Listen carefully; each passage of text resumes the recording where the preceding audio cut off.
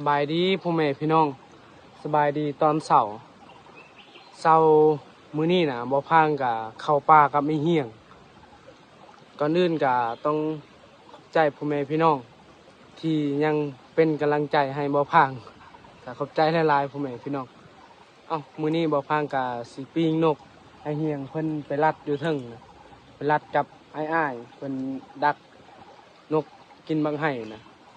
บ่พางได้นกเป่ากับไอ้เหี้ยงได้5โตก็ฮอกมื้อเช้านี้น่ะยิงน่ะถึก2โตแต่ก็บ่ตายนะบาดเจ็บซื่อๆเฮาสิปิ้งนกจะเร็วก่อนพ่อแม่พี่น้องปั่นกินข้าวแล้วก็สิดักบนนั้นคือเก่าจังได้ก็ถ้าติดตามนํกันว่าสิมานหรือบ่นะเข้าป่าฮอบนี่แต่ป่าบนนี้น่ะบ่แม่นป่าบานเบาพางนะป่าบนนี้ก็ป่าบานอาเลาใหญ่นะก็ไกลเติบอยู่แต่นี่หาบานเบาพางเขตนี้น่ะได้ยินเขาเจ้าว่าระเบิดลายอะลีดังฟืนดังไฟก็ต้องระมัดระวังแน่เบาพางก็เลยแบบดังไฟแถวถ้ำนะแถวถ้ำแล้วก็เอาดินทรายกองไว้ยานระเบิดเพราะว่าแถวนี้นะระเบิดลายกว่าบ้านอื่นเลยเขาเจ้าว่า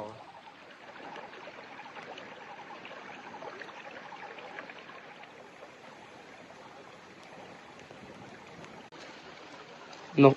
มีแต่นกกระหลิวนกใหญ่สิเมื่อกินอยู่เหือนนี่กินนกน้อยก่อนนี่1 2 3 4 5 6 7 8โตเบิ่งวิวนะโอ้สวยงามมาดิมีนำนี่วันนี้ก็ทาง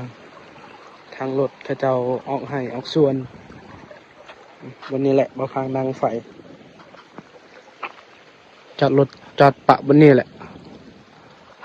สิเอารถลงก็ลงบ่ได้เบิ่งเส้นทางก็ยากอะลิ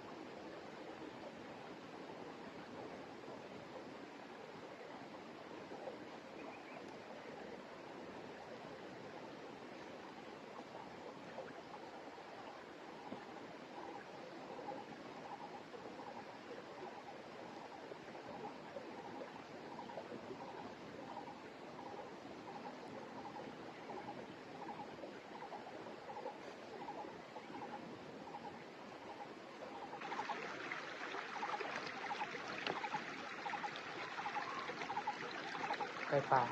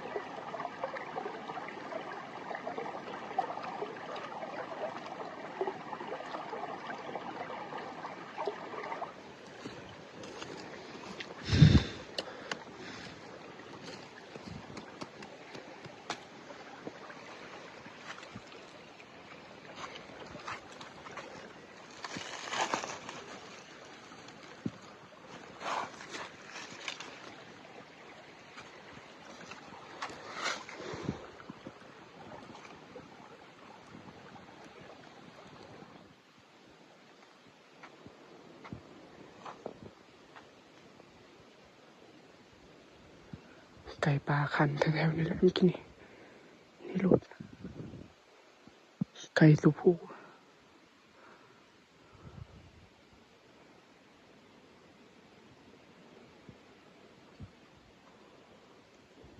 บ่มีปืนแบบนี้แหละผมเห็นโอ้มีไก่ปลา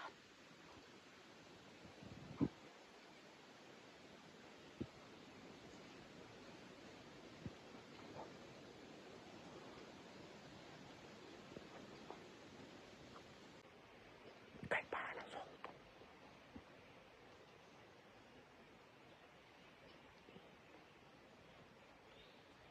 ติดกับมะพร้าวเลยดูนะไก่ปลาเออเออ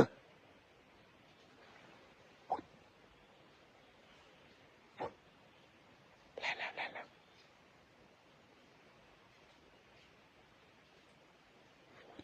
มันไก่เลยคันมีไก่ต่อนะเรียบร้อยแล้วผมให้พี่น้องปืนกับบ่มีพอดีไก่ปลาติดกับบอลมาพางปิงนกเลย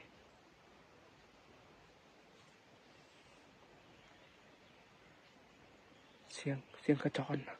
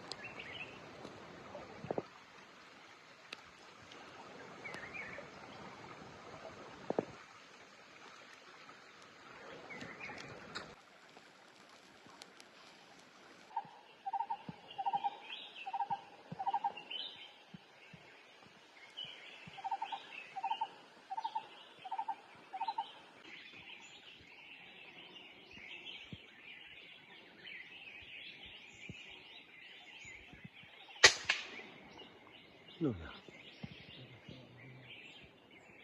นี่ถูกแล้วมาพ่อแม่พี่น้องกินปิงนกนำกันสบายดีเห็น ทำไมดีมา ว่ารอเนาะโดนแล้วไม่ได้เห็น รอยังไม่เริ่มน เราเศร้า ำเท่าเราต้นเท่าอะ อืมกินข้าวเศร้าทางนากะกุ้งหมาก นก ซุ่มได้ปะ ได้อยู่แต่ซุ่มบ่ได้มีไก่บ่นกกระเรียวนาลายอะไร คือไปจับเอาผ่าน เอาอันนั้นไปดักเนาะเอามองนกไปดักนี่คือสีได้ลายแล้วนกกระเรียวอันแถวบ้านน่ะบ่เรือแถวนี้น่ะสียิ่งพอได้กินน่ะ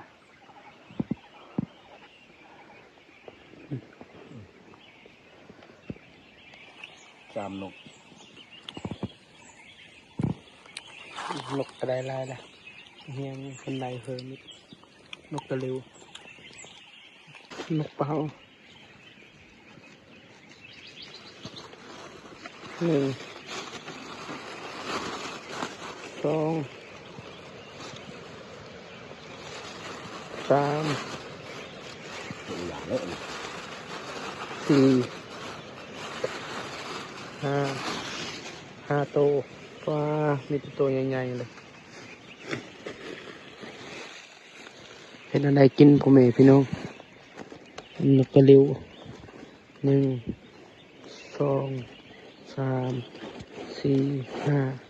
10 โตวรวมทั้งเบิดกินนะ9 โตวพอดี19เอาทารุณนำกันว่าสิมานอีกหรือบอนะ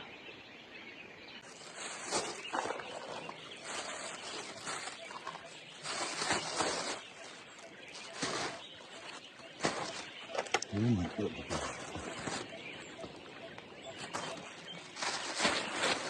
เต็มแล้ว เ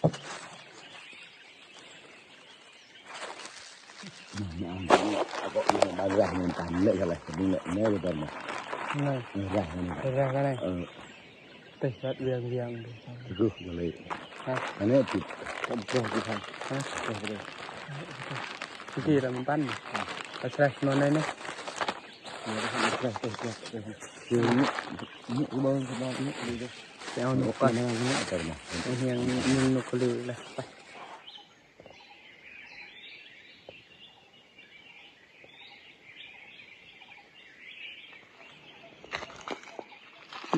ได้ละ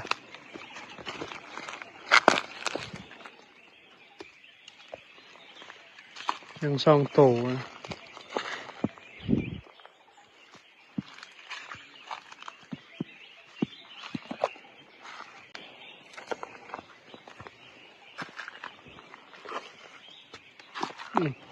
เห็นอีกแล้ว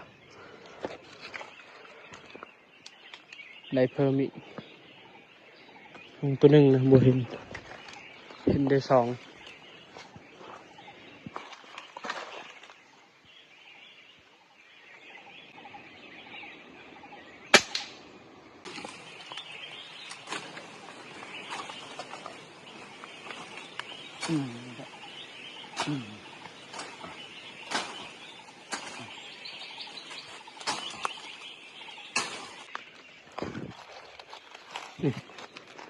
ได้อีกเก็บแต้มเล็กๆน้อยๆพ่อแม่พี่น้องก็ได้ฝากคนทางบ้านนะไปแต่เมื่อวานนี้นะคืนนี้กะนอนนำเพื่อนอ้ายเพิ่นนะกินข้าวแล้วก็นอนตื่นแต่4 โมงพอดีลงทาง ไปเบิ่งปลูกหมากบนนั่นกับเบิดทางนาก็เลยกลับมาดักบนเก่า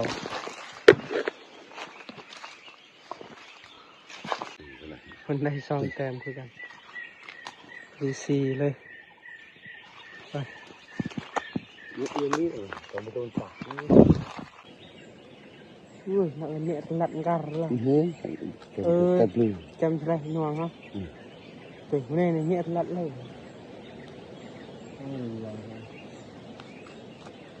จำได้หน่วงยิ่นแต่ให้กูมันจะนี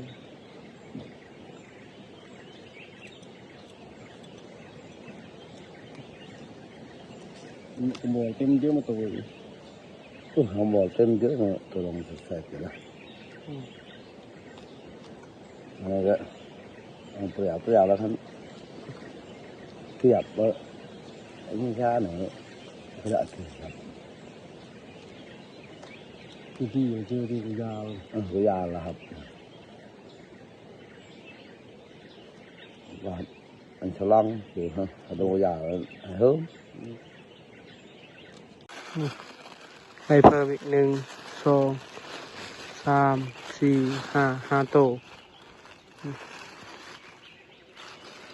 วันนี้นะลกไว้ยังมีอยู่โต5บัวเห็นประมาณ4 โตนี่แหละชลายนกก็เร็วนะมันเขานกใหญ่บุกเข้าเลยนกเป่าเข้าแต่มื้อเช้านี่ตอนเที่ยงมันไม่อยากเข้าปานใดตอนนี้ก็ประมาณ12 โมงจับนี่แหละเอาก็สิกลับก่อนพ่อแม่พี่น้องสำหรับคลิปนี้ก็สิบ่มีหยังหลายถ่ายเล็กๆน้อยๆเอาพ่อแม่พี่น้องอุปกรณ์ยังบ่ครบนะเป็นโดนเท่านึงถ่ายลงคลิปกันดีนะครับประมาณ2 โตเอาคลิปหน้าพอกันไหมบ๊ายบาย